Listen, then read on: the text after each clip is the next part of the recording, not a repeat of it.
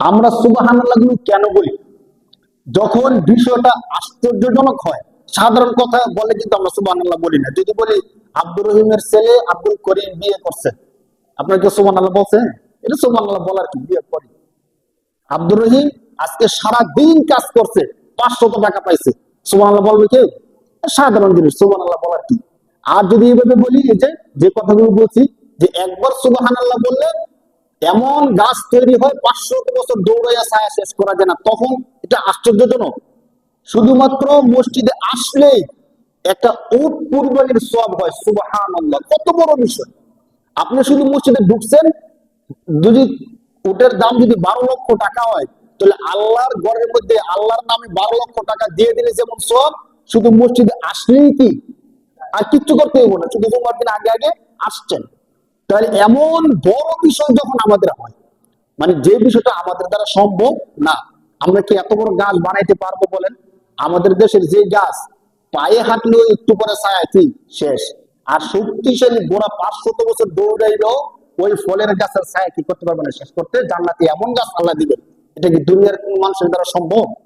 এমন অসম্ভবনীয়, অবাক করা বিষয় যখন আমরা শুনি, তখন আমরা কি বলি? সুবহানাল্লাহ। এটা আমাদের মানুষের স্বভাব। এখন দেখেন, এই আশ্চর্যজনক ঘটনা কত বড় হলে, মানে কত অসম্ভব ঘটনা হলে স্বয়ং আল্লাহ বলতে পারেন সুবহানাল্লাহ। পৃথিবীর মধ্যে এর চেয়ে বড় আশ্চর্যজনক ঘটনা আর নাই। একটা ঘটনা পৃথিবীর মধ্যে ঘটছে, যে ঘটনা বর্ণনা করতে গিয়ে মানুষ না, স্বয়ং আল্লাহ বলে ফেলছেন সুবহানাল্লাহ। ঘটনা শোনার দরকার আছে না আমাদের?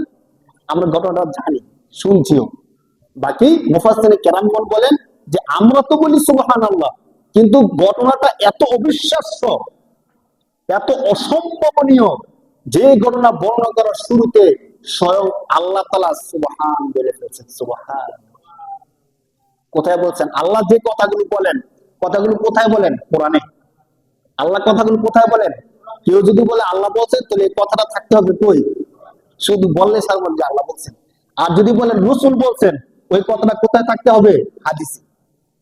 কোরআন শরীফের 15 নম্বর পারার সূরা বনী ইসরাঈলের একদম প্রথম আয়াতের মধ্যে আল্লাহ বলতেছেন সুবহানাল্লাযী আসরা বিআবদিহি লাইলান মিনাল মাসজিদিল হারাম ইলাল মাসজিদিল আকসা। সুবহানাল্লাহ। লাইলাতুল মিরাজের বর্ণনা করতে গিয়ে আল্লাহ তাআলা বান্দাদেরকে লাইলাতুল মিরাজের কি করবেন? ঘটনা শোনাইবেন। লাইলাতুল মিরাজের ঘটনা শোনাইতে গিয়ে সব আল্লাহ বলে ফেলেছেন সুবহানাল্লাযী আসরা সুবহান। কত অবাক করা গল্প হবে বিষয়টা, বুঝেন? যার কারণে রাসূলুল্লাহ যখন ফজরের নামাজের পরে বসলেন, বসার পরে সাহাবাদেরকে বলতেছেন, শোনো, আজকে রাত্রে এই এই ঘটনা ঘটছে। তো সাহাবায়ে কেরাম তো বিশ্বাস করছে, কিন্তু কাফের আর মুনাফিক তারা যখন শুনছে, তারা বলে কি? এতদিন পর্যন্ত আমরা জানতাম যে মুহাম্মদ সাল্লাল্লাহু আলাইহি সাল্লাম জাদুকর বা তার মধ্যে জিন আছে, এমন সমস্যা আছে। আজকে তো বুঝতেছি তার মাথা পুরাই নষ্ট হয়েছে, বলে নাউজুবিল্লাহ। কেন? কয় আমরা, তারা তো ব্যবসা করতো, মক্কার লোকেরা ব্যবসা করতো, কাফেলা নিয়ে উট দিয়ে যাইতো। তারা কোরআন শরীফের মধ্যে সূরা কুরাইশের মধ্যে আসছে লিলাফি কুরাইশ ইলাফিহিম রিহলাতাশ শিতাই ওয়াস সাইফ। শীতা মানে শীতকাল, সয়ফ মানে গ্রীষ্মকাল। আল্লাহ বলেন এই কুরাইশরা শীতকালে একটা ব্যবসা করতো আর গ্রীষ্মকালে একটা ব্যবসা করতো। বছরে এই দুইটা ব্যবসা তাদের ছিল, এই ব্যবসা দিয়া বাকি সময়গুলো তারা চলতো। তারা বলতেছে আমরা ব্যবসা করতে যখন যাই সিরিয়া বিভিন্ন দেশের মধ্যে, আল্লাহ রাসূল বলতেছে যে আমি শেষ রাত্রের কিছু অংশে আমি বাইতুল মুকাদ্দাস গেছি। সুবহানাল্লাহ বলেন। বাইতুল মুকাদ্দাস গেছি শেষ রাত্রে কিছু অংশে, সেখানে গিয়ে ইমামতি করছি। এরপরে সেখান থেকে আল্লাহ আমাকে নিয়ে গেছেন 7 আসমানে। 7 আসমান থেকে আল্লাহ নিয়ে গেছেন আমাকে আরশে আজিমে। আল্লাহর সামনে বসে বসে আমি কথা বলছি সুবহানাল্লাহ। কাফেররা বলে কি নবীজি? আরে 7 আসমান আরশ লৌহ কলম বাদ, শুধু মক্কা থেকে বাইতুল মুকাদ্দাস যাইতেই তো কয়েক মাস লেগে যায়, ওর দিয়ে হেঁটে হেঁটে যাইলে। তারা বলতেছে আমরা যে যাই শুধু এই যে হারাম, মসজিদুল হারাম মানে হলো কাবা শরীফ, আর মসজিদুল আকসা মানে হলো ফিলিস্তিনের বর্তমান মসজিদুল আকসা। তো কাবা শরীফ থেকে ফিলিস্তিন যেতে হেঁটে হেঁটে উট দিয়ে ঘোড়া দিয়ে কয়েক মাস লেগে যায়। তিনি বলতেছেন রাত্রের কিছু অংশে তিনি কাবা শরীফ থেকে মসজিদুল আকসা ফিলিস্তিন গেছেন, ফিলিস্তিন থেকে 7 আসমান গেছেন, 7 আসমান আরশে আজিম সবকিছু ভ্রমণ করে তিনি আবার কই চলে আসছেন, ফজর আগেই দুনিয়াতে চলে আসছেন। কাফেররা তো এইটা বিশ্বাস করা যায়। এতদিন যা বলছে কিছু না কিছু মানা গেছে, কিন্তু আজকে তো পুরাই শেষ। আবু জেহেল আবু বকর সিদ্দিক রাদিয়াল্লাহু তাআলা কে ধরছে। তো আপনার কি মনে হয় এটা কি সঠিক হইতে পারে? একটা মানুষ কি কইরা বাইতুল্লাহ থেকে মসজিদুল আকসায় যায়, মসজিদ আকসা থেকে 7 আসমান ভ্রমণ করে চলে আসে, এটা কি বিশ্বাস করা যায়? আবু বকর বলেন এই ঘটনা বলছে কি? বলতেছে তোমাদের নবী মুহাম্মদ সাল্লাল্লাহু আলাইহি ওয়াসাল্লাম বলছেন। আবু বকর তখন সাথে সাথে নির্দ্বিধায় বলে ফেলছেন, যদি আমাদের নবী বলে থাকেন তাহলে এই ঘটনা 100% সত্য। সুবহানাল্লাহ। যার কারণে আবু বকরকে বলা হয় সিদ্দিক। যারা আরবি কিছু বুঝেন তারা বুঝবেন, সিদ্দিক মানে অনেক বেশি সত্যবাদী। সিদ্দিক অর্থ কি? সত্যবাদী, সাদিক, সিদ্দিক। তাহলে আল্লাহ রাসূল সাল্লাল্লাহু আলাইহি সাল্লামের এই ঘটনাটা শুধুমাত্র মুনাফিক এবং কাফের যারা ছিল তারা বিশ্বাস করে নাই, বাকি মুসলমান যারা ছিল তারা বিশ্বাস করে। আবু বকর রাদিয়াল্লাহু তাআলা বলতেছে, আরে আল্লাহ রাসূল তো বলছে রাতের কিছু অংশে যে ব্যক্তির কাছে প্রতিদিন প্রতি সেকেন্ডে আল্লাহর পক্ষ থেকে খবর চলে আসে, 7 আসমান থেকে কি চলে আসে? খবর চলে আসে। তো তিনি 7 আসমানের উপরে যাওয়া তো কোনো বিষয় না, তার কাছে তো দৈনিক সেকেন্ডে সেকেন্ডে 7 আসমান থেকে কি আসে? খবর আসে। তো তিনি 7 আসমান পেরিয়ে যাবেন, এটা অসম্ভব কিছু না। সুবহানাল্লাহ। এই অবাক করা ঘটনা শোনাইতে গিয়ে আল্লাহ নিজে বলতেছেন সুবহানাল্লাযী আসরা বিআবদিহি লাইলাম মিনাল মাসজিদিল হারাম ইলাল মাসজিদিল আকসা। আল্লাহ বলেন সুবহানাল্লাযী, ওই সত্তা কত মহান, কত শক্তিধর, কত পবিত্র। আসরা বিআবদিহি, যিনি তার বান্দাকে ভ্রমণ করিয়েছেন। আসর ইসর এর অর্থ হলো রাত্রিকালীন ভ্রমণ। আমরা বলি না সবে মেরাজ, ফার্সি শব্দ, সব অর্থ হলো রাত্রি, সব অর্থ কি? রাত্রি। আর মেরাজ এর শাব্দিক অর্থ হলো সিঁড়ি। তাহলে সবে মেরাজ, আল্লাহ রাসূল যেদিন যে রাত্রে মেরাজের মধ্যে গিয়েছিলেন ওই রাত্রিকে সবে মেরাজ বলা হয়। বাকি আরবিতে এই শব্দ হলো লাইলাতুল মেরাজ, লাইলাতুল মেরাজ।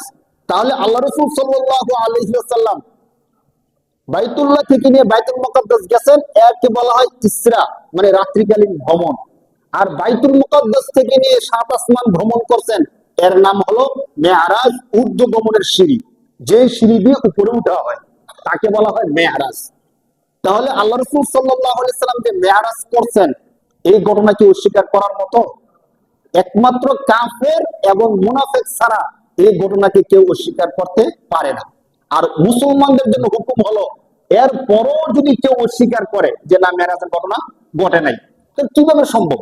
যদি এখনো কেউ অবিশ্বাস করে সে কাফের হয়ে যাবে, কারণ এই ঘটনা সরাসরি আসছে কোথায়? কোরআন শরীফের মধ্যে। আর কোরআন শরীফের কোন বিধানকে যদি কেউ অস্বীকার করে, চাই সেটা ছোট হোক অথবা বড় হোক, সাথে সাথে তার ঈমান কি হয়ে যায়? নষ্ট হয়ে যায়। বুখারী শরীফের হাদিসের মধ্যে আসছে সরাসরি 15 নম্বর পারা সূরা বনী ইসরাঈলের মধ্যে আল্লাহ তাআলা এই ঘটনা উল্লেখ করছেন। এই সূরা ছাড়াও 27 নম্বর পারা সূরা নাজমের মধ্যে আল্লাহ তাআলা এই ঘটনা উল্লেখ করছেন, ওয়ান নাজমি ইদা হাওয়া মা দাল্লা সাহিবুকুম ওয়া মা গাওয়া ওয়া মা ইয়ানতিকু আনিল হাওয়া ইন হুয়া ইল্লা ওয়াহয়ুন ইউহা আল্লামাহু শাদীদুল কুওয়া যু মিররাতিন ফাস্তাওয়া ওয়া হুয়া বিল উফুকিল আ'লা সুম্মা দানা ফাতাদাল্লা ফাকানা কাবা কাউসাইনি আও আদনা।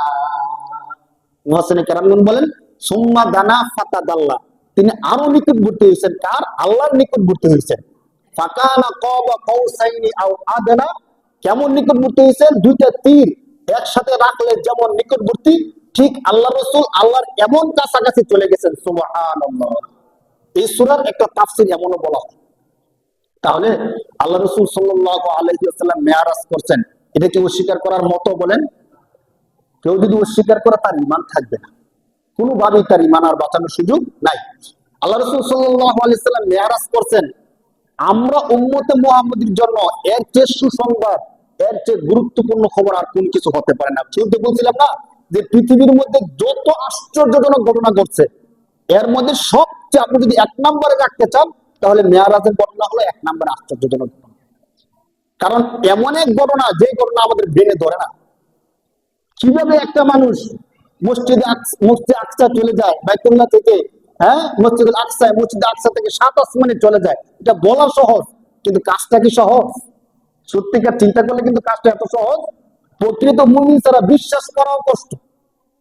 যে একমাত্র আল্লাহকে বিশ্বাস করে, আমাদের নবীকে মানে, সেই মাত্র বিশ্বাস করতে পারবে, এছাড়া বিশ্বাস করাটাও কি অনেক কঠিন। বাকি এর সত্যিকার প্রমাণ আছে রাসূলুল্লাহ যে মেরাজ করছেন এবং আল্লাহর সাথে সাক্ষাতের যে কথোপকথন হয়েছে, এর যুক্তিযুক্ত অনেকগুলো প্রমাণ মুফাসসিরিনে কেরাম, মুহাদ্দিসিনে কেরামগণ দিয়েছেন। তাহলে আল্লাহ রাসূল সাল্লাল্লাহু আলাইহি সাল্লাম মেরাজে গেছেন উম্মতে মুহাম্মাদের জন্য গুরুত্বপূর্ণ কেন? কারণ হযরত মূসা আলাইহিস সালাতু ওয়াস সালাম আল্লাহর কাছে অনেক প্রিয় একজন নবী ছিলেন। ইব্রাহিম আলাইহিস সালাতু ওয়াস সালাম অনেক প্রিয় একজন নবী ছিলেন। মূসা আলাইহিস সালামকে বলা হতো কালিমুল্লাহ, কারণ তিনি আল্লাহর সাথে সরাসরি কথা বলছেন। তুর পাহাড়ে যাইতেন, সেখানে আল্লাহর সাথে সরাসরি কি হইতো? সাক্ষাৎ হইতো না, কি হইতো? কথা হইতো। ইব্রাহিম আলাইহিস সালাতু ওয়াস সালাম, মুফাসসিরিনে কেরামগণ বলেন, যখন তিনি আগুনে ছিলেন, তখনও তিনি আল্লাহর সাথে কি বলতেন? কথা বলতেন। আর আল্লাহর এত প্রিয় নবী ছিলেন, যার কারণে তার উপাধি হয়ে গেছে খলিলুল্লাহ, আল্লাহর বন্ধু নবী। আল্লাহর কি নবী? বন্ধু নবী। এইভাবে বিভিন্ন নবীদের বিভিন্ন উপাধি ছিল, কিন্তু সরাসরি আল্লাহ তাআলা দাওয়াত কইরা, দায়িত্ব নিয়ে আরশে আযমের মধ্যে সাক্ষাৎ করে কথা বলা, এই ঘটনা একমাত্র আমাদের নবীর সাথেই করছে, আর কারো সাথে ঘটে নাই। সুবহানাল্লাহ। আমাদের বাবাকে যদি প্রধানমন্ত্রী ডাইকে বাসভবনে নিয়ে ভালো করে খাওয়াই দেয়, পুরস্কার দিয়ে দেয়, আমরা যারা সন্তান, আমাদের জন্য সৌভাগ্য না বলেন? আমরা বলবো যে আমার বাবাকে প্রধানমন্ত্রী ডাইকে নিয়ে গেছে বাসভবনের মধ্যে। আরো তো কত নেতা আছে, কত কিছু আছে, কাউকে ডাকে নাই, একমাত্র কাকে ডাকছে? আমার বাবাকে ডাকছে। এটা কিন্তু আমাদের জন্য একটা সৌভাগ্য সন্তান হিসাবে। তাহলে দেখেন, আল্লাহ তাআলা তো রাজার রাজা, রাজার রাজা, মহারাজা। তাহলে ওই সৃষ্টিকর্তা আল্লাহ শুধুমাত্র আমাদের নবীকে ডাইকে নিয়ে গেছে, আমাদের জন্য এটা অনেক বড় সুসংবাদ না বলেন? সত্যিকার আমাদের অনেক বড় গর্বের বিষয়। তো আল্লাহ রাসূল সাল্লাল্লাহু আলাইহি সাল্লামকে আল্লাহ ডাইকে নিয়ে গেছিলেন কেন? এর কারণ হিসেবে মুহাদ্দিসিনে কেরামগণ বলেন, নবুয়তের 10ম বছর, নবুয়তের কত বছর? 10ম বছর, অর্থাৎ আল্লাহর নবী হওয়ার 10 নাম্বার বছরের মধ্যে রাসূল সাল্লাল্লাহু আলাইহি সাল্লামের উপর বিভিন্ন দিক থেকে কষ্ট, নির্যাতন, ট্রল সীমা ছাড়াই গেছে। সীমা ছাড়ানোর কিছু কারণ আছে। আল্লাহ রাসূল সাল্লাল্লাহু আলাইহি সাল্লামকে সাহস দিতেন, ছায়া দিতেন আবু তালেব। কে? আল্লাহ রাসূলের চাচা আবু তালেব। যদি ঈমান আনছে না, কিন্তু ছায়া দিতেন। এমন বলছেন যে তুমি তোমার কাজ চালায় যাও, তোমার গায়ে যদি একটা টোকা কেউ দেয়, তাকে আমি দেখবো। আর আল্লাহ রাসূলকে আর্থিকভাবে সমস্ত সাপোর্ট দিতেন আম্মা জান খাদিজা রাদিয়াল্লাহু তাআলা আনহা। এই দুটো শক্তি কিন্তু বড় শক্তি। একটা হলো আশ্রয় দেওয়া, আর একটা হলো আর্থিকভাবে সাপোর্ট দেওয়া। তো আল্লাহ রাসূল সাল্লাল্লাহু আলাইহি সাল্লামের 10ম বছরে গিয়ে এই দুইজন ব্যক্তি দুনিয়া থেকে চলে গেছেন। আবু তালেব দুনিয়া থেকে চলে গেলেন, আম্মা জান খাদিজা রাদিয়াল্লাহু তাআলা দুনিয়া থেকে চলে গেছেন। আল্লাহ রাসূল সাল্লাল্লাহু আলাইহি সাল্লাম নৈরাশ হয়ে তায়েফের মধ্যে গেলেন। তায়েফের মধ্যে কাফেররা, আপনারা জানেন ইতিহাস, রাসূলকে কি অত্যাচার নির্যাতন করলো। সারা শরীর থেকে রাসূলের রক্ত পাইছে। এমনকি রাসূলের সাথে যে সাহাবী ছিলেন যায়েদ রাদিয়াল্লাহু তাআলা আনহু, রাসূলের পালক পুত্র, তিনি বলেন, আমি দেখছি রাসূলুল্লাহর রক্ত গড়ায় পড়তে পড়তে জুতার সাথে পায়ের চামড়া লেগে শক্ত হয়ে গেছেন। এত কঠিন ভাবে কাফেররা আঘাত করছিল, অত্যাচার করছিল। আল্লাহ রাসূল যখন তায়েফ থেকেও নৈরাশ হয়ে ফিরে আসলেন, অনেক কষ্ট মনটার মধ্যে। ওদিক থেকে যে স্ত্রী আর্থিক সাপোর্ট দিচ্ছে, ওই স্ত্রী নাই। যে চাচা তাকে ছায়া দিয়ে রাখতো, ওই চাচাও নাই। তায়েফের ময়দানের যারা নেতা গোছের লোক ছিল, তারাও তাকে তাড়াই দিলে। কি করবেন রাসূল? মনের মধ্যে অনেক কষ্ট ছিল। রাসূল সাল্লাল্লাহু আলাইহি সাল্লামের দিলের কষ্টগুলোকে লাঘব করার জন্য আল্লাহ পাক রব্বুল আলামিন রাসূল সাল্লাল্লাহু আলাইহি সাল্লামকে ডেকে নিয়ে গেলেন 7 আসমানের উপরে। সুবহানাল্লাহ। তাফসীর ইবনে কাসিরের মধ্যে সহিহ হাদিস দ্বারা এই মেরাজের ঘটনা চমৎকার ভাবে উল্লেখ করা হয়েছে, বিস্তারিত ভাবে। যদি মেরাজের ঘটনা বিস্তারিত বলতে যায়, কেউ বলতে চায়, অন্তত 2 থেকে 3 ঘন্টা সময় হলে মেরাজের বিস্তারিত ঘটনা বলা যাবে। কিভাবে শুরু হয়েছে, কিভাবে গেছে, কি করছে, সবকিছু যদি সুন্দরভাবে উপস্থাপন করতে হয়। আমরা শুধু মূল মূল বিষয়গুলো বলার চেষ্টা করব। দেখেন, রাসূল সাল্লাল্লাহু আলাইহি সাল্লাম যখন মেরাজে যাবেন, আল্লাহর পক্ষ থেকে 2 জন ফেরেশতা আসলেন। রাসূল ঘুমিয়েছিলেন, রাসূলকে ঘুম থেকে তুলে রাসূলের বুক ছিদ্র করলেন। ছিদ্র করে আল্লাহ রাসূল সাল্লাল্লাহু আলাইহি সাল্লামকে যে সিনা ছিল, এই সিনাকে জমজমের কূপের পানি দিয়ে ধৌত করলেন, যাতে করে 7 আসমান ভ্রমণ করার মতো যোগ্যতা রাসূলের মধ্যে আসে। কারণ মানুষ হিসাবে রাসূল সাল্লাল্লাহু আলাইহি সাল্লাম তো এই জগতের মানুষ ছিলেন, ঠিক কিনা বলেন? রাসূল কি ফেরেশতা? বলেন, অনেকে স্বীকার করতে চায় না। রাসূল সাল্লাল্লাহু আলাইহি সাল্লাম মানুষ, অনেকে স্বীকার করে না। আপনারা জানেন কিনা বিষয়টা? মানে রাসূল মানুষ, এই কথাটা বললে তারা কষ্ট পায়। তাহলে আমি আপনাদেরকে জিজ্ঞেস করি, রাসূল মানুষ না যদি আপনার কথা মানি, তাহলে রাসূল কি ফেরেশতা? বলবেন না। তাহলে রাসূল কি জিন? কয় না। তিনি কি? তিনটার কোন একটা, হয়তো মানুষ, নয়তো ফেরেশতা, নয়তো জিন। তাহলে রাসূল কি? কয় কি আমরা জানি না, তাহলে রাসূল মানুষ না। এটা কিন্তু আমার সুন্দর না। মানে মানুষ শ্রেষ্ঠ, আপনি কেন রাসূলকে মানুষ বলতে নারাজ? জিন তো শ্রেষ্ঠ না, ফেরেশতাও না, কারণ সমস্ত ফেরেশতারা মিলে কাকে সেজদা করছে? মানুষকে। তো আল্লাহ তো মানুষের মর্যাদা আগেই বাড়াই দিছে, তবে রাসূলকে মানুষ বলতে সমস্যা কই? বাকি এটুকু বলেন যে রাসূল সাধারণ মানুষ না, রাসূল ছিলেন অসাধারণ মানুষ। সুবহানাল্লাহ, এটুকু বলেন না, মানুষ মানতে রাজি না। আল্লাহ রাসূল সাল্লাল্লাহু আলাইহি সাল্লামকে জমজমের কূপের পানি দিয়ে এই সিনা ধৌত করে একটা বোরাক নিয়ে আসছেন। বোরাক কেমন? বলছেন যে আল্লাহ রাসূল সাল্লাল্লাহু আলাইহি সাল্লাম বলেন, বোরাকের গতি এত বেশি ছিল যে মানুষ একবার চোখের দৃষ্টিতে যত দূর দেখতে পায়, যদি ধরেন সামনে আমাদের কোনো ওয়াল দেওয়াল কিচ্ছু না থাকে, চোখের দৃষ্টি যত দূর যায়, বোরাকের গতি ছিল এত বেশি যে সে একবার পা তুললে তত দূর গিয়ে তার পা পড়ে। সুবহানাল্লাহ। এই বোরাকের মাধ্যমে আল্লাহ রাসূল সাল্লাল্লাহু আলাইহি সাল্লামকে সফর করাইছেন। রাসূলুল্লাহ সাল্লাল্লাহু আলাইহি সাল্লাম শুরুতে গেলেন বাইতুল মুকাদ্দাস, ফিলিস্তিনের মসজিদুল আকসার মধ্যে গেলেন। সেখানে গিয়ে সমস্ত নবীরা আগ থেকে প্রস্তুত ছিল। জিবরাইল আলাইহিস সালাম, সেই হাদিসের মধ্যে আসছে, জিবরাইল আলাইহিস সালাম তাকে টেনে নিয়ে ইমামতির ময়দানে দাঁড় করায় দিলেন। সেখান থেকে রাসূলুল্লাহ হয়ে গেলেন সাইয়্যিদুল আম্বিয়া, ইমামুল আম্বিয়া। সুবহানাল্লাহ। রাসূল নামাজ পড়াইলেন, নামাজ পড়ানোর পরে এবার আল্লাহ রাসূল সাল্লাল্লাহু আলাইহি সাল্লামকে আসমানে নিয়ে যাবেন। আল্লাহ রাসূল সাল্লাল্লাহু আলাইহি সাল্লামকে নিয়ে হযরত জিবরাইল আলাইহিস সালাম প্রথম আসমানে গেলেন। প্রথম আসমানে যাওয়ার পরে আল্লাহ রাসূল সাল্লাল্লাহু আলাইহি সাল্লামের সাথে সাক্ষাৎ হয়েছিল হযরত আদম আলাইহিস সালামের সাথে। আল্লাহ রাসূল জিবরাইল বর্ণনা করতেছেন, বর্ণনা দ্বারা আল্লাহ রাসূলের সাথে কার সাক্ষাৎ হয়েছে? হযরত আদম আলাইহিস সালামের সাথে প্রথম আসমানে সাক্ষাৎ হয়েছে। প্রথম আসমানে কথোপকথন শেষ করে দ্বিতীয় আসমানে গেলেন। দ্বিতীয় আসমানে হযরত ঈসা আলাইহিস সালামের সাথে সাক্ষাৎ হয়েছে। এরপরে তৃতীয় আসমানে গেলেন। তৃতীয় আসমানে হযরত ইউসুফ আলাইহিস সালামের সাথে সাক্ষাৎ হয়েছে। চতুর্থ আসমানে যাওয়ার পরে হযরত ইদ্রিস আলাইহিস সালামের সাথে সাক্ষাৎ হয়েছে। পঞ্চম আসমানে যখন গেলেন, সেখানে হযরত হারুন আলাইহিস সালামের সাথে সাক্ষাৎ হয়েছে। ষষ্ঠ আসমানে যাওয়ার পরে হযরত মূসা আলাইহিস সালামের সাথে সাক্ষাৎ হয়েছে। একদম সপ্ত আসমান, শেষ আসমানে যখন গেলেন সিদরাতুল মুনতাহার কাছে, সেখানে খলিলুল্লাহ ইব্রাহিম আলাইহিস সালামের সাথে সাক্ষাৎ হয়েছে। সুবহানাল্লাহ।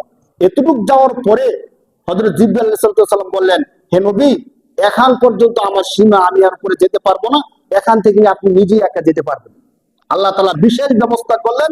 বিশেষ ব্যবস্থাপনায় রাসূলুল্লাহ সাল্লাল্লাহু আলাইহি সাল্লাম সেখান থেকে সিদরাতুল মুনতাহা থেকে সরাসরি আল্লাহ পাক রব্বুল আলামিনের আরশ আজিম পর্যন্ত চলে গেলেন। সুবহানাল্লাহ। সেই হাদিসের মধ্যে ঠিক এইভাবে বর্ণনাগুলো আসছে।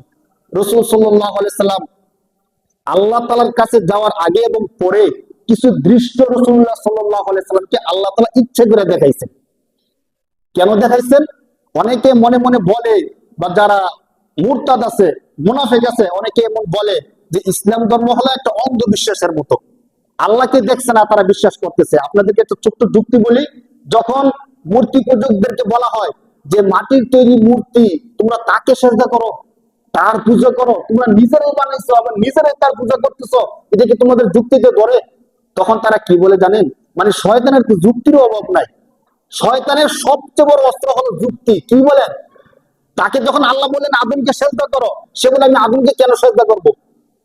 আমাকে তো আগুন দিয়ে বানাইছেন, আর আদমকে বানাইছেন কি দিয়া? মাটি দিয়া। মাটি দামি নাকি আগুন দামি? তার দৃষ্টিতে আগুন দামি, মাটি হলো কম দামি। এটা এটা হলো যুক্তি। এটা কি বলেন? মানে শয়তান যে শয়তান হয়েছে যুক্তির কারণে। তো যারা ইসলাম মানে না তাদের বেশিরভাগ কথা হলো যুক্তি, বেশিরভাগ কথা কি।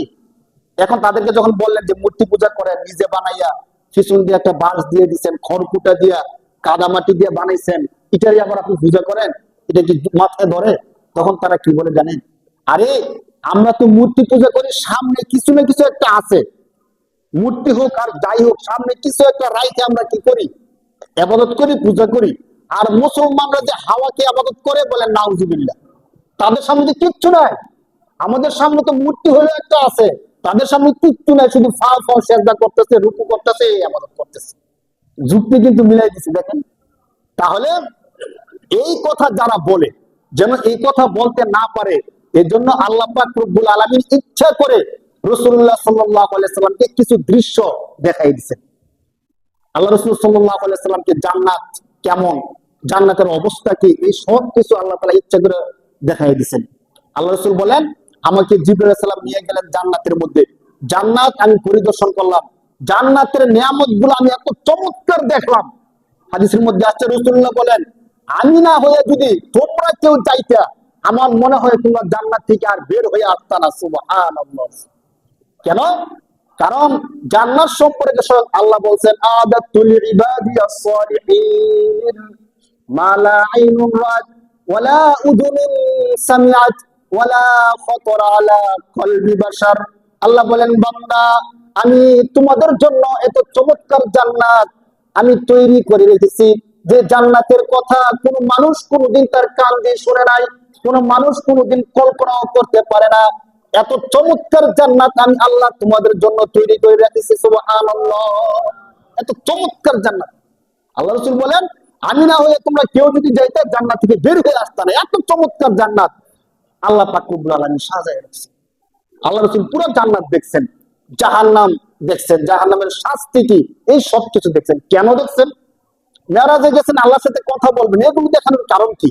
ওই যে এর আগে আমরা বলছিলাম যে কেউ কেউ বলতে পারে যে ইসলাম ধর্ম হলো অন্ধবিশ্বাস, যে এই কথা বলতে না পারে যে তোমরা কি আল্লাহকে দেখছো, তোমরা কি জান্নাত দেখছো, জাহান্নাম দেখছো। আরে যদি আমাদের গ্রাম, ধরেন আমাদের গ্রামের যে মুরব্বী, যে সবচেয়ে সত্যবাদী বিশ্বস্ত ব্যক্তি, তাকে যদি আমাদের সবার পক্ষ থেকে নিয়ে যাওয়া হয় আমেরিকা, আমেরিকা নিয়ে বলা হয়, এই দেখেন এই সমস্ত সুন্দর সুন্দর জিনিসগুলো আপনার এলাকার লোকেরা যদি ভালো কাজ করে তারা এগুলো পাবে। সে আমেরিকা গেল, সবকিছু দেখলো, দেখে এসে আমাদেরকে বললো, আমরা বিশ্বাস করলাম। তাহলে আমাদের গ্রামের যদি সবচেয়ে বিশ্বস্ত মানুষ এই কাজটা করে, আমাদের কি আর কোনো সন্দেহ থাকে? সবাই তো আর আমেরিকা যাওয়ার দরকার নেই, আমাদের পক্ষ থেকে একজন গেলেই কি যথেষ্ট। দেখেন আল্লাহ এই কাজটাই করছেন। পৃথিবীর শুরু থেকে নিয়ে শেষ পর্যন্ত যিনি সবচেয়ে বেশি বিশ্বস্ত, একদম কাফেরদের সাথে থাইকা, জাহিলিয়াতের জমানায় থাইকা, যে নবী 40 বছর পর্যন্ত একটা মিথ্যা কথা বলেন নাই, মিথ্যা কথা তার মুখ দিয়ে কখনো আসে নাই, যার অপরাধ তো দূরের কথা, যার নামে কোনো কিছু নাই, ওই ব্যক্তি 40 বছর পরে এসে জান্নাত জাহান্নাম দেখে আসছে, এই কথা কি মিথ্যা বলতে পারে বলেন? আল্লাহ তাআলা এই কাজটা করছেন সমস্ত উম্মতে মুহাম্মদের পক্ষ থেকে। মুহাম্মদুর রাসূলুল্লাহ সাল্লাল্লাহু আলাইহি সাল্লামকে জান্নাতটা দেখাই দিয়েছেন, যাতে করে কেউ বলতে না পারে যে জান্নাত জাহান্নাম তো দেখলাম না, একটা অন্ধবিশ্বাস আমরা করতেছি। অন্ধবিশ্বাস না, ইসলাম ধর্মের সবগুলো বিষয়, দিনের আলো যেমন স্পষ্ট, ইসলামের সবগুলো বিষয় ঠিক এমন স্পষ্ট সত্যিকার অর্থে। কিভাবে স্পষ্ট আপনাদেরকে আমি আরেকটা প্রমাণ দিই। দেখেন আল্লাহ রাসূল সাল্লাল্লাহু আলাইহি সাল্লাম আসলেন, মেরাজ শেষ করে রাসূলুল্লাহ আসলেন, ফজরের নামাজ পড়াইলেন, পড়ানোর পরে সাহাবাদেরকে নিয়ে বসে মেরাজের গল্প করতেছেন। আপনি একটা কথা বলবেন, আপনি যত ভালো মানুষই হন, আপনি একটা কথা বলবেন, যে কেউ কি বিশ্বাস করে ফেলবে? আপনি যদি বলেন যে আজকে তো আমি আমেরিকা গেছিলাম, আমেরিকার সরকার আমাকে 5 বছর টাকা দিছে, আমি টাকাগুলো আইনা আমার বাড়িতে রেখে দিছি, আমেরিকা গেছি, হোটেল দেখছি, এই করছি এই করছি, আপনি গল্পটা বলছেন, আমরা কি শুনে বিশ্বাস করে ফেলবো? যত ভালো মানুষ হন বিশ্বাস করতাম না, কিন্তু আমরা বলবো প্রমাণ কি? আপনি গেছেন, কি কি দেখছেন, 5 বছর টাকা আনছেন, টাকাগুলো দেখান। যদি না দেখাইতে পারে আমরা বিশ্বাস করব না। ঠিক তখনকার কাফেররা এই জিনিসটা চাইছিল। সত্যিকার হাদিসের মধ্যে আসছে, আল্লাহ রাসূল যখন মেরাজের ঘটনা বললেন, তারা বিশ্বাস করলো না, তারা চলে গেল। চলে যাওয়ার পরে বলতেছে যে মুহাম্মদকে এইভাবে ছেড়ে দেওয়া তো ঠিক হইব না, চলো আমরা সবাই গিয়ে দৌড়ি। এমন একটা গল্প বলছে, বিশ্বাস করা তো যায় না, আমরা এমন ভাবে ধরবো যেন তিনি আর প্রমাণে দিতে পারবে না, আর যদি এই ঘটনা মিথ্যা প্রমাণিত করা যায় তো রাসূলুল্লাহর সবকিছু কি হয়ে যাবে? মিথ্যা হয়ে যাবে না বলেন? মানে সবাই মিলে রসুলের দর্শে এমন কিছু যুক্তি দিছে যে রসুল আর প্রমাণ দিতে পারলো না। তো প্রমাণিত যদি হয়ে যায় যে মেরাজের ঘটনা কি মিথ্যা, তাহলে যিনি একটা মিথ্যা বলছেন তিনি আরো অনেক মিথ্যা বলতে পারেন। তো এই ঘটনার দ্বারা রসুলের সবকিছু কি হয়ে যাবে? মিথ্যা হয়ে যাবে। তখন মুসলমানরা ধ্বংস হয়ে যাবে, সবাই রসুলকে ছেড়ে দিবে। দেখেন হাদিসের মধ্যে আসছে, তখন কাফেররা একজোট হয়ে তাদের মধ্যে যারা বুদ্ধিজীবী ছিল তাদের সবাইকে নিয়ে মসজিদের মধ্যে আসছে। আয়েশা বলতেছে, মুহাম্মদ আপনি যে বললেন আপনার ঘটনাটা পুরোটা পড়লেন, আমি সংক্ষিপ্ত বলতেছি। আপনি যে বলছেন যে আপনার রাত্রে ছোট্ট একটা অংশে এমনকি রসুল যে উজু করছেন উজুর পানিগুলো তখনও গড়াইতেছিল, এত অল্প সময়ে আপনি এই কাজগুলো করছেন, আমাদের তো বিশ্বাস হইতেছে না। তো আল্লাহ রসুল বললেন, কি এমন কাজটা করলে আপনারা বিশ্বাস করবেন? তো আপনি আমাদেরকে প্রমাণ দেন, আমরা আপনাকে কিছু কথা বলবো, আপনি যদি প্রমাণ দিতে পারেন তাহলে বিশ্বাস করবো। রসুল বলছেন, ঠিক আছে বলেন। দেখেন মানে মানুষ কতটা নির্বোধ, প্রশ্নগুলোর একটারও কিন্তু চুক্তি নেই। তারা প্রথম প্রশ্ন কি করলো, আচ্ছা আপনি তো বলছেন যে আপনি বাইতুল্লাহ থেকে বাইতুল মুকাদ্দাস ফিলিস্তিনের মসজিদুল আকসা গেছেন, আপনি বলেন তো মসজিদুল আকসার মধ্যে কয়টা দরজা আছে, কয়টা জানালা আছে? চিন্তা করে দেখেন, রসুল গেছে কয়বার? একবার। এবং রাত্রের অন্ধকার ছিল, কে বসে বসে জানালা দরজা গনে? ফিলিস্তিনের বাইতুল মুকাদ্দাস মসজিদ কি একটা দরজা একটা জানালা? বিশাল মসজিদ না? তো বিশাল মসজিদের দরজা জানালা বসে বসে গনে কে? রসুল যাবেন আল্লাহর কাছে, সেখানে শুধু ঢুকছেন, নামাজ পড়াইছেন। রসুলের তো আর কোনো কাজ নাই। আপনারা একটু চিন্তা করে দেখেন, আমরা অনেকে এমন আছি যে ছোট্ট থেকে নিয়ে আজ পর্যন্ত এই মসজিদের মধ্যে নামাজ পড়ি, কিন্তু কয়জন এমন আছেন যে তিনতলা পর্যন্ত কয়টা জানালা আছে, কয়টা দরজা আছে গনছেন বসে বসে? বলছে কেউ? এখন গনা ছাড়া জিজ্ঞেস করলে অনেকে বলতেও পারতেন না। অথচ 30 বছর পর্যন্ত এই মসজিদে আমরা নামাজ পড়ি। অথচ আল্লাহ রসুল নামাজ পড়ছেন একবার, এবার রাত্রেবেলা গেছেন নামাজ পড়ে আবার চলে আসছেন। তারা প্রশ্ন করছে কি, যে আপনি যদি সত্যিকার জায়গায় থাকেন তাহলে আপনি বলেন বাইতুল মুকাদ্দাসের দরজা কয়টা, জানালা কয়টা দেখি।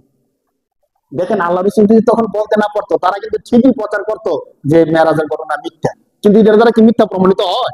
হয় না, কিন্তু যুক্তি বলে হয় না। মানুষকে মসজিদে গিয়ে দরজা জানালা গনে নাকি? বলে না তো। আল্লাহ রসুল সাল্লাল্লাহু আলাইহি সাল্লাম চিন্তা করুন, না তো আমি তো বলি নাই কয়টা দরজা কয়টা জানালা, কিন্তু জবাব তো দিতে হইব। জবাব না দিলে মিথ্যা তারা প্রচার করতে থাকবে। তখন আল্লাহর কাছে বলেন যে আল্লাহ কি করা যায়? আল্লাহ পাক রব্বুল আলামিন জিবরাইল সালামকে বললেন যে আপনি তাড়াতাড়ি বাইতুল মুকাদ্দাসকে আল্লাহর আমার নবীর সামনে হাজির করে দেন। সুবহানাল্লাহ। ইতিহাস সাক্ষী, যখন তারা এই প্রশ্ন করছে, আল্লাহ কুদরতি ভাবে আল্লাহ রসুলের চোখের সামনে বাইতুল মুকাদ্দাসকে তুলে ধরছেন। আল্লাহ রসুল গইনা গইনা দরজা জানালাগুলো বলতেছিল, তখন কাফেরদের বিশ্বাস করা ছাড়া আর কোন উপায় ছিল না। সুবহানাল্লাহ। একদম রসুল গইনা গইনা বলে দিচ্ছেন, এতটা দরজা এতটা জানালা, বিশ্বাস না হলে যে দেখতে। শুধু এতটুক না, আল্লাহ রসুল যখন মেরাজ থেকে আসতেছিলেন তখনকার তো মানুষ ব্যবসা করতে যাওয়া আসা করতো। তো কাবা শরীফের থেকে যারা ব্যবসা করতে গিয়েছিল বাইতুল মুকাদ্দাস, তারা কাফেলা নিয়ে আসতেছিল। ওই কাফেলার লোকের সাথে আল্লাহ রসুলের সাক্ষাৎ হয়েছে, তাদের সাথে আল্লাহ রসুল কথা বলছেন, তাদের থেকে আল্লাহ রসুল পানি নিয়ে খাইছেন। এই ঘটনাগুলো পর্যন্ত যখন তারা কাফেলা আসছে মক্কার মধ্যে, তারা এসে বলছে যে অমুক দিন রাত্রে আমরা মুহাম্মদ সাল্লাল্লাহু আলাইহি সাল্লামের সাথে সাক্ষাৎ হয়েছিল, কথা হয়েছিল। সুবহানাল্লাহ। আর কি বিশ্বাস করা ছাড়া উপায় থাকে? এরপরও কাফের মুনাফিক তারা বিশ্বাস করছে, করে নাই। আল্লাহ রাসূল সাল্লাল্লাহু আলাইহি সাল্লাম যখন জাহান্নাম পরিদর্শন করতেছিলেন, জাহান্নাম পরিদর্শন করতে গিয়ে দেখলেন, সহিহ হাদিসের মধ্যে মুসনাদে আহমদের হাদিসের মধ্যে আসছে, রাসূল সাল্লাল্লাহু আলাইহি সাল্লাম বলেন, ফাইদা আনা বিকওমিন, আমি হঠাৎ করে জাহান্নামের মধ্যে দেখতে পেলাম একটা সম্প্রদায়ের লোক, বুতুনুহুম কাল বুয়ুত, আমি এক সম্প্রদায়ের লোকদেরকে দেখলাম যে তাদের পেটগুলো বিশাল বড় ঘরের মতো। আমাদের বাড়ি ঘর আছে না, তাদের এক একজনের পেট কিসের মতো বলেন? ঘরের মতো তাদের পেটগুলো। এবং ফিহা হাইয়াতুন, হাইয়াতুন হলো সাপ। তাদের পেটগুলো হলো বিশাল বড় ঘরের আকৃতির, আর তাদের পেটের মধ্যে কিলবিল কিলবিল করতেছে অনেকগুলো সাপ। যে সাপগুলো বাহির থেকে দেখা যাইতেছে আয়নার মতো, তাদের পেটের মধ্যে যে সাপ কিলবিল করতেছে দেখা যাইতেছে। রাসূলুল্লাহ বলেন, আমি জিবরাইলকে জিজ্ঞেস করলাম, এত কঠিন শাস্তি কেন দেওয়া হচ্ছে? দেখেন পেটের মধ্যে একটু বিষ উঠলে কিন্তু আমাদের আর ঘুম ধরে না, পেট ব্যথা করলে কত কষ্ট। আমার কাছে একজন ছাত্র ভাই এমন ছিল, তার প্রায় সময় পেট ব্যথা থাকতো। তো সে রাত্রে উঠে ধরুন পেটটাকে টেবিলের সাথে লাগাইয়া বসে বসে কাঁদতো। অনেক চিকিৎসা করতে, কোনো চিকিৎসা তার ফলাফল হয় না। তো সে কাঁদতো কাঁদতো। একদিন আমি জিজ্ঞেস করতেছিলাম বিষয়টা কি, কবে আমি তো অনেক চিকিৎসা করছি, পেটের কোন কাজ হইতেছে না, আমার পেটের মধ্যে কি যেন কামড়ায় আর পেট ব্যথা করে। কয় মাঝে মধ্যে আমার এত ব্যথা হয়, আমার মনে হয় যে একটা ছুরি নিয়ে আমি পেটটা কাটতে দেখি যে আমার পেটের মধ্যে কি আছে, কেন আমার ব্যথা করে। এই গল্প কিন্তু আমি দুনিয়ার গল্প গল্প বলতেছি আপনাদের কাছে। তাহলে পেটের ব্যথা কিন্তু সহ্য করার মতো ব্যথা না। আর যদি পেট এত বড় হয়ে যায়, ঘরের মধ্যে দেখা যায়, আর পেটের মধ্যে সাপ কিলবিল করে দংশন করতে থাকে, তখন কেমন ব্যথা হবে বলে। দুনিয়ার মধ্যে তো সে চিকিৎসা করার সুযোগ পাইতেছে, আখিরাতের মধ্যে কি চিকিৎসা করার সুযোগ আছে ভাই? আল্লাহ রাসূল যখন জিজ্ঞেস করলেন জিবরাইল ব্যাপার কি, এত কঠিন শাস্তি তাদের কেন হচ্ছে? পেটের মধ্যে খাবার হজম না হলে তো আমাদের অবস্থা গরম হয়ে যায়। সব সমস্যা কিন্তু আমাদের পেটের মধ্যে দেখা যায় খাবার দাবার নিয়ে। তখন জিবরাইল সাল্লাম বলতেছেন, হে নবী শোনেন, দুনিয়ার মধ্যে যখন তারা ছিল, তারা হালাল কামাই খাইতো না, হারাম কামাই খাইতো। কি কামাই খাইতো বলেন? ওই যে হারাম খাইছে, এই হারাম গুলো আজকে পেটের মধ্যে আইসা সাপের আকৃতি ধারণ করছে। সহিহ হাদিসের গল্প বলতেছি, আপনারা দেখেন মেরাজের গল্পের মধ্যে আল্লাহ রাসূল বলতেছেন, দুনিয়ার মধ্যে যারা হারাম খাইতো, ওই হারাম খাবার গুলো, সুদের খাবার গুলো, ঘুষের খাবার গুলো, অবৈধ ইনকামের খাবার গুলো আজকে এক একটা বাত এক একটা সাপের আকৃতি ধারণ করছে। বলেন নাউজুবিল্লাহ। আমি যে আপনাদের সামনে সুদের বয়ান করি, ঘুষের বয়ান করি, অনেকে রাগ করেন। রাগ করেন না ভাই, এটা আমার কোনো ফায়দা নাই। আমার কি ফায়দা বলেন? আমি কি হবো? আপনি যদি সুদি কারবার ছেড়ে দেন, আমাকে কেউ 10 টাকা দিবে ভাই? জমিতে সুদি কারবার ছেড়ে দিছে, আপনি 10 টাকা নেন, দিবে? সত্যি কথা দিবে না। আপনাদের দিকে তাকাইয়া বলি, বিশ্বাস করেন সহিহ হাদিসের গল্প বলছি এটা। হাসরের দিন যদি আল্লাহ না করুক এই সুদি কারবার করার কারণে আমার পেটের মধ্যে এতগুলো সাপ হয়, আমাকে বাঁচাবে কে ভাই? তখন যদি আপনাকে ফেরেশতা এসে বলে, আপনার মসজিদের ইমাম যে এইভাবে চিল্লে চিল্লে আপনাকে প্রতি জুমায় বলতো, আপনার কি একবার কানে যায়নি? আপনি কি একবার হুজুরের কথা বিশ্বাস করতে পারলেন না? যদি বিশ্বাস করতেন, তওবা করতেন, আল্লাহ তো ক্ষমা করে দিত, কেন বিশ্বাস করলেন না? তখন কান্নাকাটি করা ছাড়া আর কোন উপায় আছে বলেন? তখন যদি বলেন আমি তো বুঝতে পারি নাই, হুজুর যে সত্যি বলছে এটা তো আমি অনুধাবন করি নাই, মনে করছি হুজুরের রাখছি বয়ান করার জন্য, হুজুর তো বয়ান করবই, হুজুর যেহেতু এখানে চাকরি করে বয়ান করা ছাড়া উপায় নেই, এই জন্য বয়ান করছি, এ মনে করে হুজুরের কথা বিশ্বাস করি নাই। এই কথা বললে কি আমরা বাঁচতে পারবো ভাই? দেখেন ভাই, আমার বাঁচার সিস্টেম আমিই করতে হবে। হাদিসের মধ্যে এই গল্পটা আসছে যে যারা হারাম ইনকাম দিয়ে নিজের পেটকে ভরে, জাহান্নামের মধ্যে তাদের পেট হয়ে যাবে এমন বিষয়, পেটের মধ্যে থাকবে শুধু সাপ। বলেন নাউজুবিল্লাহ। আমরা বাঁচা দরকার আছে কিনা ভাই বলেন? আল্লাহ রাসূল সাল্লাল্লাহু আলাইহি সাল্লাম জাহান্নামের আরো দৃশ্য দেখলেন। কিছু কিছু মেয়েদেরকে এত কঠিন শাস্তি দেওয়া হচ্ছে যে তাদের গর্ভের মধ্যে সন্তান, যারা মহিলারা আছে তাদেরকে যে শাস্তিটা দেওয়া হচ্ছে, তাদের গর্ভের মধ্যে সন্তান অর্ধেক ভূমিষ্ঠ হয়েছে আর অর্ধেক ভিতরে আছে। বাচ্চা অর্ধেক ভিতরে আর অর্ধেক বাহিরে। এই জিনিসটা কিন্তু মেয়েদের জন্য সবচেয়ে কষ্টের। যদি আপনি জিজ্ঞেস করেন যে মাদের জন্য মেয়েদের জন্য সবচেয়ে কষ্টের মুহূর্ত কোনটা, তারা বলবে যে বাচ্চা প্রসব করার সময় কষ্টটা। তো জাহান্নামের মধ্যে আর এই দুনিয়ার সময়টা তো 5 মিনিট 7 মিনিট আধা ঘন্টা, এরপরে কি হয়ে যায়? কোন না কোন ভাবে আমরা শেষ করি, ডাক্তারের মাধ্যমে হোক বা দাইমার মাধ্যমে, কোন না কোন ভাবে এটা শেষ করি, সমাধান করি। আর সময় তখন দৌড়দৌড়ি করে কিভাবে এই কষ্টটা লাঘব করা যায়। কিন্তু জাহান্নামের মধ্যে কোন সময়ের সাথে নির্ধারিত না। হাদিসের মধ্যে আসছে যে এই যে বাচ্চাটা অর্ধেক পেটের মধ্যে আর অর্ধেক বাহিরে, তখন জাহান্নামের যে দুদর্শ ফেরেশতা আছে তারা শিকল দিয়ে ওই বাচ্চাকে টানতে থাকবে, কিন্তু বাচ্চা বের হবে না। আর ওই মহিলা জোরে জোরে চিৎকার করতে থাকবে, টানতে থাকবে, কোনো উপায় থাকবে না। আল্লাহ রাসূল জিজ্ঞেস করলেন এই কষ্ট তাকে কেন দেওয়া হচ্ছে? তখন তাকে বলা হলো যে দুনিয়ার মধ্যে যে সকল মেয়েরা জিনা করত, বেবিচার করত, অবৈধভাবে যাদের যৌন চাহিদা পুরা করত, আল্লাহ তাআলা জাহান্নামের মধ্যে তাদেরকে এই শাস্তি দিচ্ছে। নাউজুবিল্লাহ বলে, কত কঠিন শাস্তি দেখে। তাহলে আমাদের মধ্যে সমাজগতভাবে যে প্রবণতা বেশি হয়, হয়তো যৌন চাহিদার কারণে জিনার মধ্যে ঢুকে যায় যুবকরা অথবা মেয়েরা, অথবা ইনকামের রাস্তা দিয়ে সুদি কারবার আমরা করে ফেলি। মেরাজের ঘটনা আমাদেরকে শিক্ষা দেয়, যত কষ্টই হোক আজকে থেকে নিয়োগ করেন ভাই। দেখেন, যদি আপনারা মনে করেন যে হুজুর আপনি বয়ান করছেন বুঝছি, ইনশাআল্লাহ এর আগে বলছিলাম না যে আর কিছুদিন যাক, আর কিছু টাকা অর্জন করি, তাহলে আমি আর সুদি কারবার ছেড়ে দেব। আমার আগের মসজিদের একটা কথা বলি, এক মুসল্লি সুদি কারবার করে সবাই জানে। তো তাকে আমি বললাম সুদি কারবারটা ছেড়ে দিলে হয় না? আর কোনো অপরাধ করে না, সুদি কারবার করে। তা আমরা বলতেছি হুজুর আমি সামাজিক ভাবে আর কোনো অপরাধ করি না, শুধু একটা অপরাধই করে আমি সুদি কাজ করি। তো আমি বলতেছি এই কাজটাও ছেড়ে দেন, তাহলে তো আপনি ভালো মানুষ হয়ে যান। তো উনি যে জবাবটা দিচ্ছে, তিনি বলছিলেন দোয়া করেন আমার সরকার যদি ক্ষমতায় আসে তাহলে আমি সুদি কারবার ছেড়ে দিন, ভালো হয়েছে। বলেন নাউজুবিল্লাহ। সরকার ক্ষমতা আসবে এরপরে ছাড়বেন, আপনি বেঁচে থাকবেন বিশ্বাস কি? এই জন্য আপনাদেরকে বলি ভাই, আজকে নিয়ত করেন যে আজকে থেকে সুদি কারবার ছেড়ে দেবো। আমার দ্বারা যতগুলো অপরাধ হয় সবগুলো অপরাধ আমরা ছেড়ে দেবো। যদি নিয়ত করতে পারি, ক্ষমা করার মালিক কে বলেন? ক্ষমা কে করবেন? আল্লাহ। আপনাদেরকে ছোট্ট সূক্ষ্ম আরেকটা বিষয় বলে দিই। ধরেন আমরা অনেকে আছি এমন সামাজিক ভাবে ভদ্রতার কারণে, আমাদের পারিবারিক স্ট্যাটাসের কারণে জিনার কাজের মধ্যে আমরা যাবো না। কেউ আমাদেরকে যতই বলুক জিনার কাজ বেবিচারের কাজ আমরা করব না, কিন্তু অনেকভাবে জিনা হয় আমরা খেয়াল করি না। দেখেন আমাদেরকে শয়তানে ধোঁকা দেয়।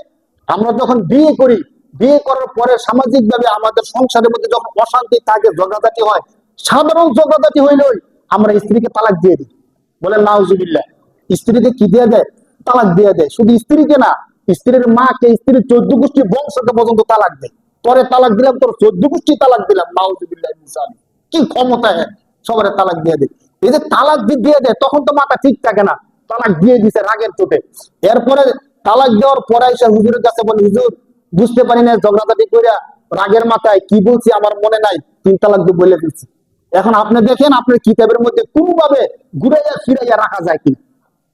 বলে এমন অহরহ ঘটনা আমার সাথে করছে। আপনাদের এলাকারই একজন অস্থির হয়ে আইসা বলতেছে, যুবক হুজুর আমি এই কথাগুলো তো বলে ফেলছি। আমি বলছি কয় তালাক বলছেন? হুজুর 3 তালাক বলে ফেলছি, আরো বেশিও বলছি হয়তো রাগের মাথায়। তাহলে এখন হুজুর দেখেন কোনোভাবে আমার স্ত্রীকে রাখা যায় কিনা, যে কোনো ভাবেই হোক, যা লাগে আমি করবো, আপনি শুধু সিস্টেমটা একটু দেখাই দেন কোন সিস্টেম আমার স্ত্রীকে রাখতে পারে। আপনারা যে হুজুরের দোষ দেন, হুজুরের এই দলে হুজুর করবো কি বলেন? কোনোভাবে রাখা যায় কিনা হুজুর একটু সিস্টেম বলে দেন। তো আপনি তালাক দিচ্ছেন কেন? হুজুর তালাক দেওয়ার উদ্দেশ্য ছিল না, ঝগড়াঝাটি করতেছিলাম, করতে করতে এক পর্যায়ে তালাক দিয়ে দিচ্ছে। মূলত তাকে তালাক দেওয়া আমার কি ছিল না, উদ্দেশ্য ছিল না। তো এখন অনেকে যুক্তি দেখায়, তালাক দিলে তো নিয়ত করে তালাক দিতে হয়, তালাক দিলে তো লেখালেখি করতে হয়। আপনারা জানেন হাদিস অনুযায়ী কোন ব্যক্তি ইচ্ছায় অনিচ্ছায় ভুলে যে কোনো ভাবে যদি 3 তালাক বলে ফেলে, ওই স্ত্রীকে রাখার আর কোনো সুযোগ নাই। আমি তাকে যে কথাটা বলছিলাম, ওলামায়ে কেরাম যে কথাটা বলেন, দেখেন 2 ভাই ঝগড়া লাগছেন কোন একটা বিষয় নিয়ে, আপন মার পেটের 2 ভাই ঝগড়া লাগছেন। ঝগড়া করতে করতে এক পর্যায়ে রাগের মাথায় আপনি ধরেন একটা ছুরি দিয়া আপনার ভাইয়ের মাথার মধ্যে কূপ দিয়ে দিচ্ছেন। কূপ দেওয়ার পরে সাথে সাথে জায়গার মধ্যে আপনার ভাই শেষ, মরে গেছে গা। এখন পুলিশ যখন আপনাকে ধরছে, আপনি বললেন যে স্যার আমি তো তাকে মারা উদ্দেশ্য ছিল না, বরং তার সাথে ঝগড়াঝাটি করতেছিলাম, এক পর্যায়ে রাগ বেশি হয়ে গেছে। এখন রাগের মাথায় আমি না বুঝে তার মাথার মধ্যে কি করছি, আঘাত করছি, সে যে মরে যাবে ওইটা আমি জানতাম না। এখন যদি কেউ বলে যে আমি তাকে মারা উদ্দেশ্য ছিল না, আবার মরে যাবে ওইটা আমি জানতাম না, এখন কোনোভাবে কি তাকে বাঁচানো যায়? আপনারা জবাবটা দেন, কোনোভাবে কি বাইকে বাঁচানো যায়? আপনারা বলেন। এখন সে কিন্তু মারা উদ্দেশ্য ছিল না, আর সে ইচ্ছা করে মরে নাই, রাগের মতো মেরে ফেলছে। আর মরে যাবো সে জানতো না, এখন সে মরে গেছে। এখন কোনোভাবে তাকে কি বাঁচানো যায়? আপনারা কি বলেন? ভাইকে বাঁচানো যায়? যদি বাঁচানো না যায়, আপনারা বিশ্বাস করেন শরীয়তের বিধান হলো যে স্ত্রীকে আপনি 3 তালাক বলে ফেলছেন, আপনি উদ্দেশ্য থাকুক না থাকুক, ইচ্ছে করে করেন অথবা অনিচ্ছায় করেন, মাথা ঠিক থাকুক অথবা না থাকুক, আপনি যদি 3 তালাক বলে থাকেন, আপনি তো বলছেন তোকে 1 তালাক, তোকে 2 তালাক, তোকে 3 তালাক, এগুলো কিভাবে বলতে পারছেন? ওই ভাইকে যেমন বাঁচানোর কোনো সুযোগ নাই, আপনার স্ত্রীকে রাখার কোনো সুযোগ। এই গণনার পরে পরবর্তীতে আবার দেখি গড় করতেছে। উমা আমি বলে দিলাম গড় করার সুযোগ নাই, কেমনে গড় করতেছেন? আলহামদুলিল্লাহ হুজুর দোয়া করেন, এক হুজুরের কাছে গেছিলাম, হুজুর আমরা 2 জনে ডাইকে নিয়ে একটু শাস্তি মাস্তি দিয়ে তওবা তিলা পড়াইয়া নতুন করে আবার বিয়ে করাই দিছে। বলেন নাউজুবিল্লাহ। হ্যাঁ, একবারে সত্যি ঘটনা বলতেছি। এমন কয়েকটা ঘটনা আমার সামনে আসছে। আর অনেকে আছে হুজুরের কাছেও যায় না, স্ত্রীর কাছে যা হয়েছে হয়েছে, মানুষের সমাজে বদনাম হইব শোনানোর দরকার নাই, যা হয়েছে আমি শুনছি আর তুমি শুনছো, অতএব এগুলো নিয়ে শুধু শুধু সমাজের মধ্যে মান সম্মান নষ্ট করার দরকার নাই। ভাই মান সম্মান নষ্ট করবেন না ঠিক, আপনি 3 তালাক দেওয়ার পরে যতদিন স্ত্রীকে দেখবেন, যতদিন স্ত্রীকে স্পর্শ করবেন, যতদিন স্ত্রীর সাথে শুইবেন, ততদিন আপনার আমল নামার মধ্যে জিনার গুনাহ হতে থাকবে। বলেন নাউজুবিল্লাহ। সত্যি কথা। এরপরে যদি আপনার কোনো সন্তান হয়, সে সন্তান হবে অবৈধ জারজ সন্তান, বলেন নাউজুবিল্লাহ। আর হাসরের ময়দানে ওই যে বলছিলাম শাস্তি, জিনার শাস্তি, এই জিনার শাস্তি আপনি পাইবেন। এই জন্য প্রথমত কথা হলো, আমরা কখনোই যত ঝগড়াঝাটি হোক স্ত্রীকে তালাক শব্দটা বলবো না। একে তো স্ত্রীকে ঝগড়াঝাটি করাই ঠিক না। যে আমার মনের প্রশান্তি, যে আমার ঘরকে সবকিছু ঠিকঠাক রাখতেছে, যে আমার পরিবার লালন পালন করতেছে, এত কষ্ট করতেছে, সন্তান প্রস্রাব করে দিলে যে নিজের শান্তির দিকে না থাকে, সন্তান লালন পালন করছে, আমার সন্তান দিন শেষে সে আমাকে বাবা বলে, আমার সম্মান বাড়ায়, এই স্ত্রীর সাথে আমি ঝগড়াঝাটি করি কি করে? হাদিসে স্পষ্ট নিষেধ আছে স্ত্রীদেরকে মারার জন্য, গালি দেওয়া অনেক বেশি নিষেধ আছে। আমরা শুধু গালি দিই আর মারি না, তালাক পর্যন্ত দিয়ে বিদায় করে দিই, বলেন নাউজুবিল্লাহ। আল্লাহর নাম নেওয়ার কারণে, আল্লাহর নামে তুমি তার মালিক হইছো, এই জন্য কি তুমি যা ইচ্ছা তা তাকে করবা? আমরা যদি এই কাজটা না করি, প্রথমত তালাক শব্দই বলবো না। দ্বিতীয়ত, কেউ যদি ভুলে এই কাজ কইরেও ফেলি, সাথে সাথে একজন বিজ্ঞ মুফতির কাছে গিয়ে বলবো এর সঠিক সমাধান কি। ভাই, দুনিয়ার জীবন জীবন না আরো জীবন আছে। দুনিয়ার সুখ শান্তির জন্য বদনামের দিকে তাকাইয়া আপনি যদি সারা জীবন জিনা করতে থাকেন, আখিরাতের হিসাবে দিব কে ভাই? কে দিবে বলেন? অতএব আমরা হেফাজত থাকি। সর্বশেষ কথা হলো, আল্লাহ রাসূল সাল্লাল্লাহু আলাইহি সাল্লাম মেরাজ থেকে চলে আসলেন, আমাদের জন্য কি নিয়ে আসলেন? 5 ওয়াক্ত নামাজ নিয়ে আসছেন। আল্লাহ রাসূলের সবচেয়ে বড় গৌরব অর্জন ছিল এই মেরাজ। মেরাজ থেকে পুরস্কার স্বরূপ আল্লাহ রাসূলকে 50 ওয়াক্ত নামাজ দিয়েছিলেন। 50 ওয়াক্ত থেকে কমাইতে কমাইতে 5 ওয়াক্ত নামাজের মধ্যে আনছেন। আল্লাহ তাআলা একটা ঘোষণা তখন দিয়েছেন, এর আগে আমি বলছিলাম, আল্লাহ তাআলা বলছেন যে হে নবী, আমি কিন্তু আপনার উম্মতের জন্য 50 ওয়াক্ত নামাজই ফরজ করছি। কত ওয়াক্ত? হাদিসের মধ্যে আছে আমাদের উপর ফরজ কত ওয়াক্ত নামাজ পড়ছিলেন?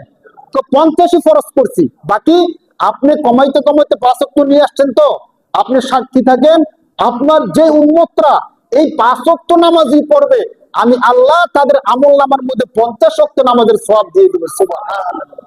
ওলামায়ে কেরামগণ বলছেন, আল্লাহর নবীকে আল্লাহ ভালোবেসে মেরাজের মধ্যে ডেকে নিয়েছেন একবার, আর আল্লাহর নবীর যে উম্মত 5 ওয়াক্ত নামাজ পড়বে তাদের মেরাজ হবে 5 বার, বলেন সুবহানাল্লাহ। শুধু মেরাজ নিয়ে দৌড়াদৌড়ি করি, মেরাজের দিন আসলে রোজা রাখি, নামাজ পড়ি, কিন্তু 5 ওয়াক্ত নামাজ পড়ার কোনো খবর নাই। কেউ যদি মেরাজের মধ্যে কিন্তু নির্দিষ্ট কোনো আমল নাই, হাদিস থেকে প্রমাণিত নাই। এরপরও কেউ যদি কোনো আমল করে মুস্তাহাব হিসাবে, তাহলে আমলটা কি হইতে পারে? বেশি বেশি মুস্তাহাব। মুস্তাহাব আমলগুলো করতেছি, কিন্তু মেরাজে যে 5 ওয়াক্ত নামাজ ফরজ হয়েছে, ওই ফরজ নামাজ আমরা কেউ পড়ি না। মেরাজের মূল শিক্ষা হলো 5 ওয়াক্ত নামাজ। এই জন্য আপনাদেরকে বলি ভাই, দিন শেষে আমাদেরকে আল্লাহর কাছে ফিরে যেতে হবে। অতএব আসেন, আজকের আলোচনার যে মর্ম, সুদী কারবার, অবৈধ যত কারবার আছে সমস্ত কারবারগুলো ছেড়ে দিব, জিনা বেবিচার থেকে আমরা মুক্ত হয়ে যাব, এবং 5 ওয়াক্ত নামাজ আমরা শুরু করে দিব। এই 3টা কাজ যদি আমরা কেউ করতে পারি, হাদিস অনুযায়ী আশা করা যায় আল্লাহ ক্ষমা করে আমাদেরকে জান্নাতুল ফেরদৌস দান করবে। আমরা যেন আজকে যারা আলোচনাগুলো শুনলাম, আমাদের সবাইকে যেন আল্লাহ তাআলা জান্নাতের মধ্যে আবার একসাথে হওয়ার তৌফিক দান করে, বলে আমিন।